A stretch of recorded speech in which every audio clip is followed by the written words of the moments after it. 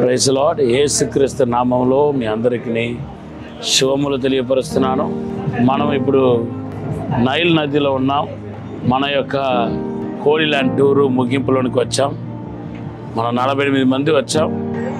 మీరు అందుబాటులో ఉన్నారు కాబట్టి మీతో పాటు ఈ సందేశాన్ని ఇవ్వాలని చెప్పి అనుకున్నాను. ఐగుప్తు దేశంలో ఉన్న నైల్ నది అనగానే మన గుర్తుకొచ్చేది ఏంటి? మోసెస్. సో మోసే ఒక ప్రారంభ కాలపు జీవితాన్ని, తొలి అడుగును తెలియపరిచేది ఈ నైల్ నది.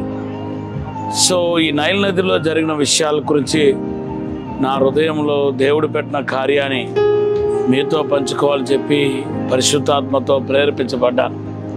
చక్కగా చల్లటి గాలి వేస్తుంది. దేవుడు ఈ నైల్ నదిని ఎక్కడో ఫోటోలో మీరు చూసి ఉంటారు. నాకైతే ఇది 4th టైం. మీరందరికీ ఇది కొత్త అనుకుంటున్నాను, ఫస్ట్ టైం అనుకుంటున్నాను.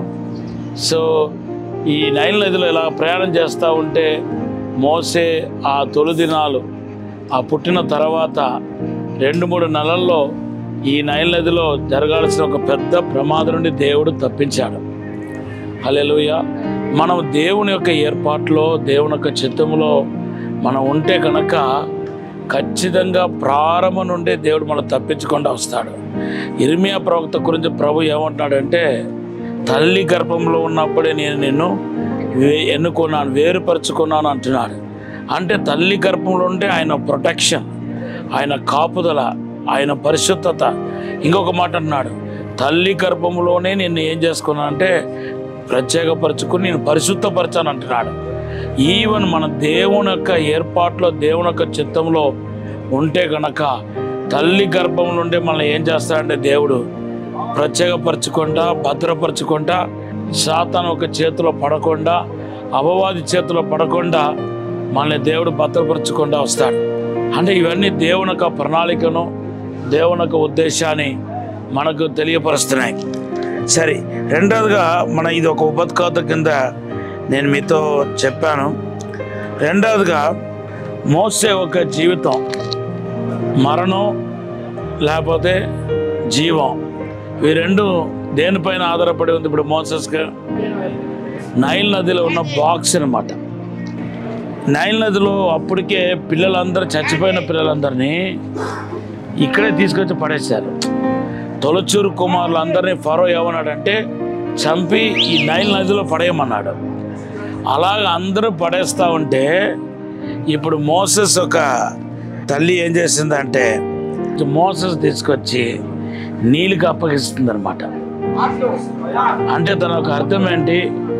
నీళ్ళు తన చచ్చిపోయినా పర్వాలేదు కానీ ఫరో చేతులు ఏం చేయకూడదు, చనిపోకూడదు ఉద్దేశంతో ఈ నదిలో పడేయటాన్ని మనం చూస్తున్నాం.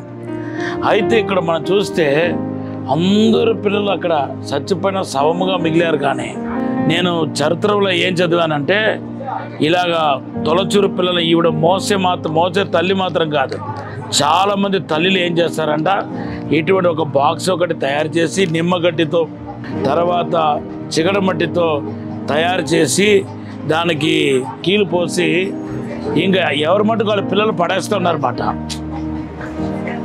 ఆ క్రమంలోనే మోసే తల్లి కూడా ఏం చేసిందంటే మోసెస్ కూడా పడేసింది. కానీ దేవుని యొక్క ప్రణాళికలో మోసే ఉన్నాడు కాబట్టి ఆ బాక్స్ మాత్రం ఎవరి దగ్గరికి వెళ్ళిపోయిందంటే ఫరో ఒక కుమార్తె దగ్గరికి వెళ్ళిపోయింది. అలాగ అందరూ ఫరో ఒక కుమార్తె యొక్క చేతులకు వెళ్ళిపోయి ఉంటే బాగుండు అనిపిస్తుంది, కానీ దేవుని యొక్క ప్రణాళిక అది కాదు. కాబట్టి ఇక్కడ మనం చూస్తే ఏంటంటే ఒక సైడ్ ఏమో పిల్లలు అందరూ శవముగా కనపడుతున్నారు, మరొక సైడ్ ఏమో మోసే మాత్రం సజీవంగా కనపడుతున్నారు. అంటే మరణం జీవం ఇక్కడ కనపడుతుంది. ఇప్పుడు మన జీవితంలో మరణం జీవాన్ని నిర్ణయించేది ఏది చెప్పండి? మన సిస్టర్స్ అంటున్నారు మరణ జీవాన్ని నిర్ణయించేది దేవుడు అంటున్నారు. దేవుడు కాదు, బైబిల్లో రాయబడి ఉంది మరణ జీవం మన నోటి వశం ఉంది, మనం మాట్లాడుతున్న మాటల వశం ఉంది. సో ఈ బాక్స్ని మనం ఏమనుకోవాలంటే ఏమనుకోవాలి? నాలుక అనుకోవాలి. ఈ నాలుకలో దేవుడు మరణాన్ని జీవాన్ని పెట్టాడు. నువ్వు ఒకవేళ ట్రూ మోసెస్ అయితే నీ యొక్క నాలుక, నీ మాట యథార్థంగా, నమ్మకంగా, పరిశుద్ధంగా ఉంటుంది. అనవసరమైన మాటలు మాట్లాడవు, దైవజనుల గురించి చెడ్డగా మాట్లాడవు, నేరారోపణ చేయవు, ఇతరుల గురించి మాట్లాడవు. ఎప్పుడు చూసినా నీ నోటి నుండి జీవపు మాటలు వస్తూ ఉంటాయి. సో జీవపు మాటలు మాట్లాడే ప్రతి ఒక్కరూ ఎక్కడ ఉన్నట్లు లెక్క అంటే మీరే మోసెస్ అన్నమాట. మోసెస్ ఎక్కడ ఉన్నట్లు లెక్క అంటే దేవుడు ఒక ప్రణాళిక అని ఆ బాక్స్లో ఉన్నట్టు లెక్క అన్నమాట. దేవుడి నామానికి స్తోత్రం. పరిశుద్ధము నమ్మకమైన పరలోక తండ్రి, we need your intervention master. నీ యొక్క ఇన్వాల్వ్మెంట్ మాకు కావాలి తండ్రి. అదే మాకు నాయన సూచన ప్రభా, అదే మాకు ముద్ర ప్రభా, అదే మాకు ఆధారం ప్రభా. అయ్యా తండ్రి నీ ఇన్వాల్వ్మెంట్ ప్రభా ఆది నుండి ఉండాలని కోరుకుంటున్నాం ప్రభా. యేసు నామములో ఆశీర్వదించమని అడుగుతున్నాను. నీ ప్రసన్నం చేత మహిమ చేత నింపండి ప్రభా, అభిషేకించండి ప్రభా. ఈ నైల్ నది సాక్షిగా ఈ పట్టణం రక్షించబడాలని ప్రార్థన చేస్తున్నాం. ఈ పట్టణంలో విడుదల రావాలని ప్రార్థన చేస్తున్నాం. అసాధారణమైన అద్భుతమైన కార్యం జరగాలని ప్రార్థన చేస్తున్నాం. ఇప్పుడే దీవించండి, బలపరచండి, అభిషేకించి నడిపించండి ప్రభా. ప్రతి ఒక్కరు వర్ధల చేయమని యేసు నామములో అడిగి వేడుకుంటున్నాము తండ్రి.